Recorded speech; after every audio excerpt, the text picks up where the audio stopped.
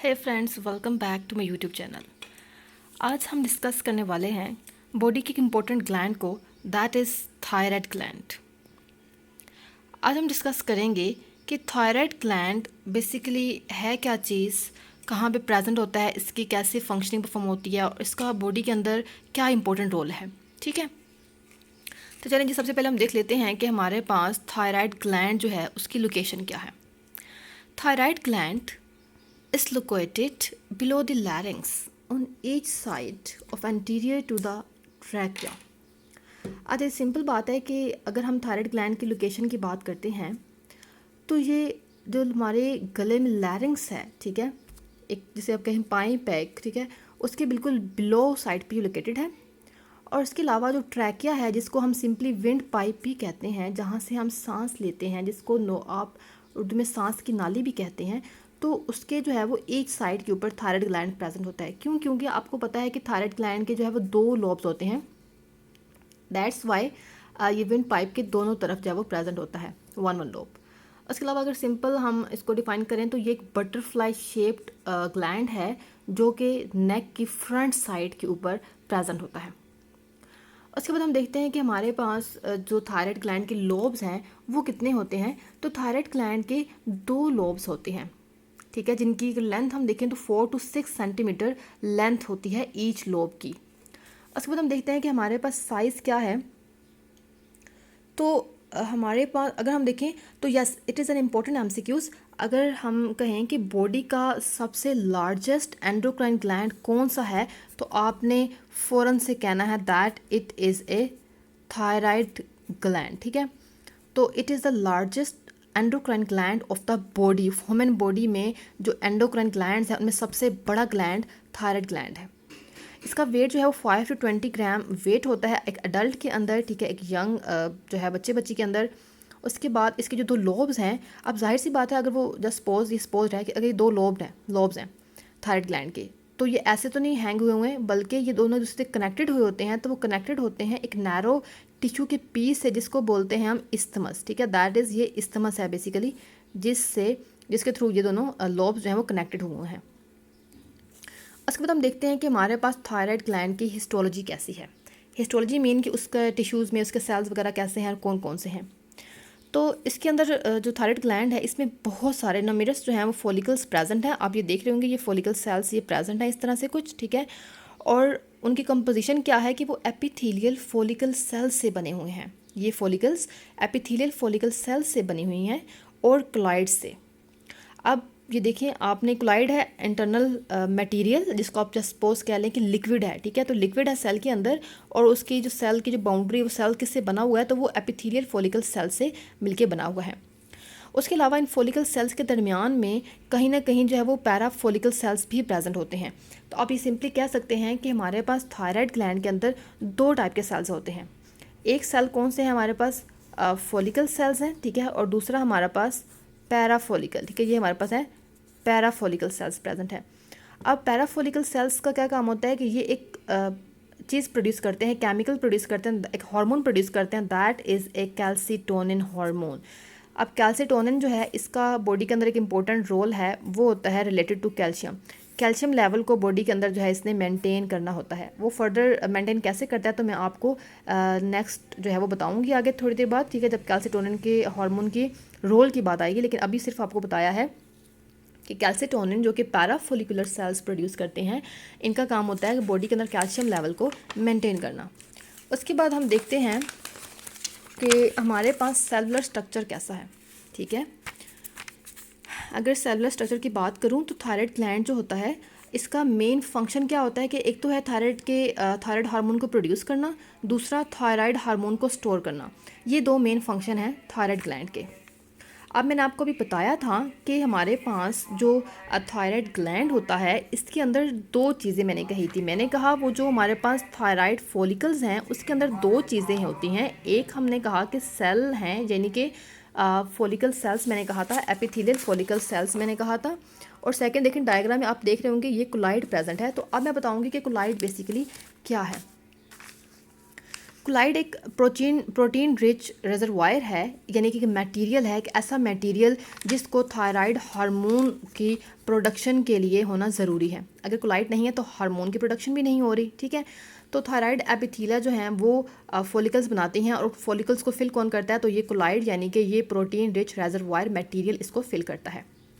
अब इन फॉलिकल्स की रेंज क्या होती है, तो इनका साइज़ अगर हम देखें तो 0.02 से 0.3 मीटर तक इनकी रेंज होती है, यानी कि इसका साइज़ हो सकता है इन सेल्स का।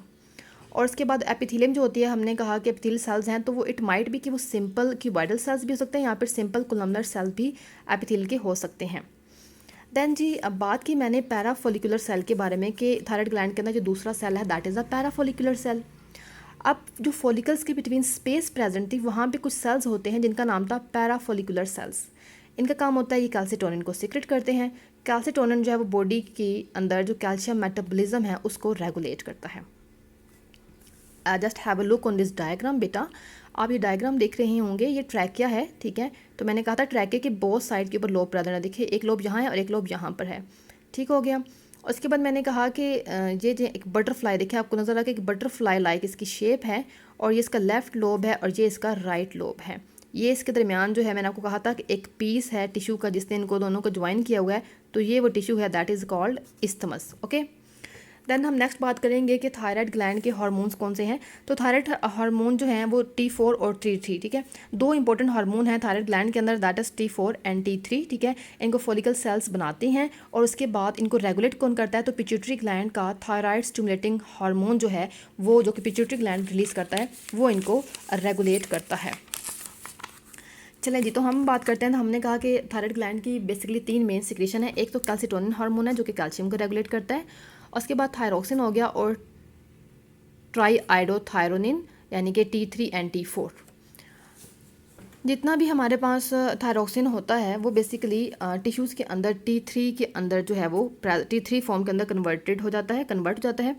अब दोनों जो हार्मोन हैं T3 और T4, इनका फंक्शन बिल्कुल सेम है, बट डिफरेंस क्या है, रैपिडिटी और इंटेंसिटी का, ठीक है। जो T3 होता है वो T4 से 4 टाइम्स ज़्यादा पोटेंट होता है, यानी कि रैपिड एक्शन परफॉर्म करता है, और उसकी इंटेंसिटी भी T3 की T4 से ज़्यादा होती है। अब आयोडीन की रिक्वायरमेंट हम देखेंगे कि आयोडीन की रिक्वायरमेंट थायराइड ग्लैंड के लिए कैसे इंपॉर्टेंट है, क्या इंपॉर्टेंट है भी कि नहीं। तो यस, थायराइड ग्लैंड के लिए थायराइड हार्मोन प्रोड्यूस करने के लिए आयोडीन की रिक्वायरमेंट बहुत होती है। आयोडीन जो होती है वो थायराइड या थायरोक्सिन की फॉर्मेशन के लिए ज़रूरी होता है। हम 50 mg जो है आयोडीन को इंजेस्ट करते हैं in the form of iodide, ठीक है। और हर साल हमें 50 mg जो है वो iodine in the form of iodide जो है रिक्वायर्ड होता है। इसका मतलब है कि एक हफ्ते के अंदर हमें 1 mg रिक्वायर होता है। ये जो आयोडाइड है ये हमारे GIT यानी कि हमारी जो गट होती है वहाँ से ब्लड के अंदर एब्जॉर्ब कर लिया जाता है, और जो आयोडीन है, कुछ आयोडीन ऐसा होता है जो आपकी किडनी से जो है वो एक्सक्रीट आउट हो जाता है, लेकिन हमने कहा कि 50 mg जो है वो रिक्वायर होता है पर ईयर। अभी जो आयोडाइड जो है जिसको एब्जॉर्ब किया, आगे क्या होगा फर्दर, तो ये थायराइड ग्लैंड में कैसे जाएगा, तो उस प्रोसेस को बोलते हैं आयोडाइड ट्रैपिंग। यानी कि इसमें क्या होता है, हमारे पास जो आयोडाइड एब्जॉर्ब हुआ था ब्लड के अंदर, उसको ब्लड से थायराइड ग्लैंड सेल्स के अंदर जो है वो शिफ्ट किया जाता है। अब ये शिफ्ट कैसे होंगे, तो जो वापस थायराइड ग्लैंड के जो सेल्स होते हैं उनके अंदर ये एबिलिटी होती है कि वो आयोडाइड को एक्टिवली अपने अंदर पंप कर लेते हैं, ठीक है। और इस प्रोसेस को हम क्या बोलते हैं, ये हमारे पास आयोडाइड ट्रैपिंग होती है। देन आता है सेकंड स्टेप। अभी हमारे पास प्रोसेस हो रहा है, तो सेकंड स्टेप है हमारे पास formation and secretion of thyroglobulin. अब थायराइड सेल्स जो हैं ये एक प्रोटीन को सीक्रेट करते रहते हैं, उस प्रोटीन को बोलते हैं थायरोग्लोबुलिन। अब एंडोप्लाज्मिक रेटिकुलम और गोल्गी एपरेटस क्या करता है कि ये जो है इन फॉलिकल्स के अंदर एक ग्लाइकोप्रोटीन जो है वो सिंथेसाइज करके फेंकता रहता है। उस प्रोटीन का नाम है थायरोग्लोबुलिन, जिसकी फॉर्मेशन हो गई है। अब ये थायरोग्लोबुलिन मॉलिक्यूल जो है इसकी अगर हम स्ट्रक्चर देखते हैं तो इसके अंदर 70 टायरोजीन अमाइनो एसिड्स प्रेजेंट होते हैं एक थायरोग्लोबुलिन के अंदर, और ये वो मेजर सबस्ट्रेट होता है जिसके साथ आयोडीन जो है वो मिलती है, ठीक है। और मिल के जो है वो क्या बनाती है, थायराइड हार्मोन यानी कि T3 और T4 बनता है, ठीक है। T3 और T4 बनेगा। तो थायराइड हार्मोन जो होते हैं वो थायरोग्लोबुलिन मॉलिक्यूल के अंदर ही बेसिकली बनते हैं, ऐसा नहीं होता कि इसके बाहर बनेंगे, नो। दैन थर्ड स्टेप होता है हमारे पास ऑक्सीडेशन ऑफ आयोडाइड आयन। वो जो हमने iodine in the form of iodide absorb किया था, अब उसको ऑक्सीडाइज करना है। ऑक्सीडाइज कौन करेगा? तो एक एंजाइम है, पर ऑक्सीडेज एंजाइम है, और हाइड्रोजन पर ऑक्साइड, ये क्या करेंगे कि उस आयोडाइड को ऑक्सीडाइज करेंगे और दोबारा से आयोडीन बना देते हैं उन सेल्स के अंदर। ठीक है। देन फोर्थ स्टेप क्या होगा कि हमारे पास ऑर्गेनिफिकेशन होगी थायरोग्लोबुलिन की, यानी कि ऐसा प्रोसेस जिसके अंदर वो आयोडीन अब जो है वो थायरोग्लोबुलिन मॉलिक्यूल के साथ बाइंडिंग करवाई जाएगी। ठीक है। इस स्टेप में क्या होगा? बाइंडिंग होगी, जिस बाइंडिंग को बोलते हैं ऑर्गेनिफिकेशन, कि अब जो है आयोडीन जो है वो बाइंड कर गई है, तो इस प्रोसेस को हम बोलेंगे that is organification of thyroglobulin. Thyroid cell के अंदर ये जो हमारे पास ऑक्सीडाइज्ड आयोडीन को बाइंडिंग करवाई है, वो बाइंडिंग करवाने वाला एंजाइम है आयोडीनेज एंजाइम। इस एंजाइम से क्या होता है कि ये काम जो है जल्दी से, यानी कि विद इन सेकेंड्स हो जाता है। तो ये हमारे पास जो है वो हमारे पास थायराइड हार्मोन जो है बन चुके हैं। अब इसकी स्टोरेज किस तरह से होगी मैं दिखाती हूँ कि थायराइड ग्लैंड जो होता है इसके अंदर ये एबिलिटी होती है कि large amount of thyroid hormones को स्टोर कर सकता है, यानी कि T3 और T4 को स्टोर कर सकता है। जैसे ही हार्मोन बन जाते हैं तो हर थायरोग्लोबिन मॉलिक्यूल जो है उसके अंदर 30 थायरोक्सिन प्रेजेंट होता है, यानी कि ईच थायरोग्लोबिन के अंदर 30 थायरोक्सिन मॉलिक्यूल्स प्रेजेंट होते हैं और कुछ T3 मॉलिक्यूल भी प्रेजेंट होते हैं। अब क्या होता है कि थायराइड हार्मोन जो होते हैं इन फॉलिकल्स के अंदर स्टोर हो जाते हैं। ठीक है। और क्या होता है कि 2 से 3 माह तक अपनी जो यूजेज होती है बॉडी के अंदर वो पूरी हो जाती है। इसलिए कहते हैं कि आपको इंपॉर्टेंट इन्फॉर्मेशन देती चलूँ यहाँ पर कि जब भी किसी को थायराइड का प्रॉब्लम होता है या उसके हार्मोन्स नहीं बन रहे होते T3 T4, तो कुछ महीनों तक पता ही नहीं चलता इस बारे में। ठीक है। फिजियोलॉजिकल इफेक्ट जब शो ही नहीं होता, क्योंकि हमारे बॉडी के अंदर इतना एनफ बन चुका होता है थायराइड हार्मोन कि 2 से 3 माह तक उसकी रिक्वायरमेंट जो है बॉडी के अंदर कंप्लीट हो जाती है। ठीक हो गया। देन हमने कहा कि ये जो रिएक्शन जो होता है, रिएक्शन विद एंजाइम थायरो पर ऑक्सीडेज, ये क्या करता है कि आयोडीन को जो है वो टायरोसिन रेजिड्यू से बाइंड करता है, और बाइंड करने के रिजल्ट में जो है वो बनाता है MIT और DIT। MIT होता है monoiodotyrosine and DIT stand for diiodotyrosine. ठीक है। तो ऐसे इनके जो है वो मॉलिक्यूल्स बनते हैं थायरोग्लोबिन के अंदर ही, ये बेसिकली मॉलिक्यूल्स बनते हैं। अब हमने कहा कि जब हमारे पास 2 माइटीज यानी कि DIT के 2 मॉलिक्यूल्स मिलेंगे तो वो T4 बनाएगा। ऑन दी अदर हैंड जब हमारे पास एक MIT और एक DIT मिलेगा तो हमारे पास T3 बनेगा। तो ये बात आपने याद रखनी है कि हमारे पास जो है वो T4 कैसे बनेगा, जब 2 हमारे पास DIT कंबाइन होंगे, और जब एक DIT और एक MIT मिलेगा तो हमारे पास T3 बनेगा। ठीक है। T3 और T4 बिल्कुल आइडेंटिकल होते हैं, बस डिफरेंस क्या होता है कि T3 के अंदर जो है एक आयोडीन एटम कम होता है एज़ कम्पेयर टू T4 के। देन बात करते हैं कि आयोडीन डेफिशिएंसी हो जाती है तो क्या होगा। तो आयोडीन डेफिशिएंसी अगर हो जाती है तो उसके रिजल्ट में क्या होता है कि ये हार्मोन्स नहीं बनते, T3 T4 नहीं बनेंगे। ठीक है। और उसके रिजल्ट में अब थायराइड हार्मोन्स नहीं है तो नेगेटिव फीडबैक मैकेनिज्म स्टार्ट हो जाएगा। और क्या होगा कि जो क्योंकि थायराइड स्टिमुलेटिंग हार्मोन पिट्यूटरी से तो रिलीज हो रहा है, तो वो क्या करेगा, थायराइड के ऊपर आके इफेक्ट करता रहता है। ठीक है। जिसके रिजल्ट में जो थायराइड है वो इनलार्ज कर जाएगा, साइज में बड़ा हो जाता है, और इस डिजीज़ को बोलते हैं कि ये ग्वाइटर हो गया, इस पेशेंट को ग्वाइटर है। ओके जी, क्लियर। अब बात करते हैं फंक्शन के बारे में। तो थायराइड ग्लैंड जो होता है ये एक इंपॉर्टेंट मेन रेगुलेटर होता है मेटाबॉलिज्म का। अब T3 और T4 जो होती है ये क्या करती है, टिश्यूज़ होते हैं, कुछ टारगेट टिश्यूज़ के रिसेप्टर्स के ऊपर एक्ट करती होती है। ठीक है। और अपना मेटाबॉलिक पैथवे जो है वहाँ पे शो कर लेती होती है। ठीक है।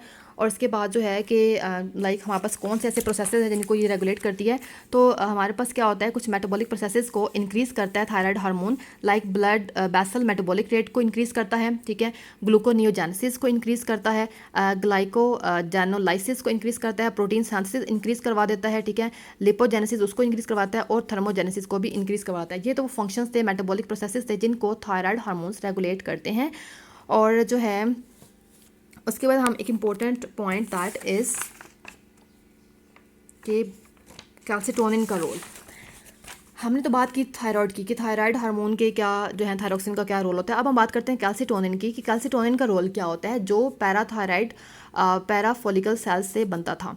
तो क्या होता है, जब हमारी बॉडी के अंदर कैल्शियम लेवल जो है वो कम हो जाता है। ठीक है। लिखा है कि केवल बाय क्या करता है कि lower blood calcium level by deposition in bones when level of calcium becomes excess in body.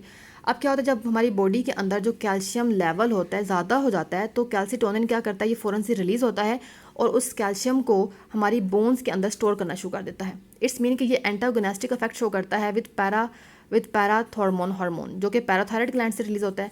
सो जब कैल्शियम लेवल जब नॉर्मल हो जाता है ब्लड के अंदर तो इसकी प्रोडक्शन और सिक्रेशन स्टॉप हो जाती है। यानी कि जब कैल्शियम ज़्यादा हो जाएगा तो ये रिलीज़ हो जाएगा, जब कैल्शियम हमारे पास कम हो जाएगा तो ये रिलीज़ होना स्टॉप कर जाएगा। ठीक हो गया। तो that was all about all about thyroid gland. ठीक है, हमने पढ़ा कि थायराइड ग्लैंड का स्ट्रक्चर कैसा होता है। उसके बाद हमने देखा कि किस तरह से उसके हार्मोन की प्रोडक्शन होती है, आयोडीन की इंपॉर्टेंस क्या होती है, और कैल्सिटोनिन की प्रोडक्शन कहाँ से होती है, और इसका क्या मैकेनिज्म होता है, और ये हमारी बॉडी के लिए क्यों इंपॉर्टेंट होते हैं। ठीक है, and that was all about thyroid gland. If you like my video, do share and subscribe my channel, and please press the bell icon button to get all notifications. मिलते हैं next video में, तब तक के लिए अपना बहुत सारा ख्याल रखिए। अल्लाह हाफिज़।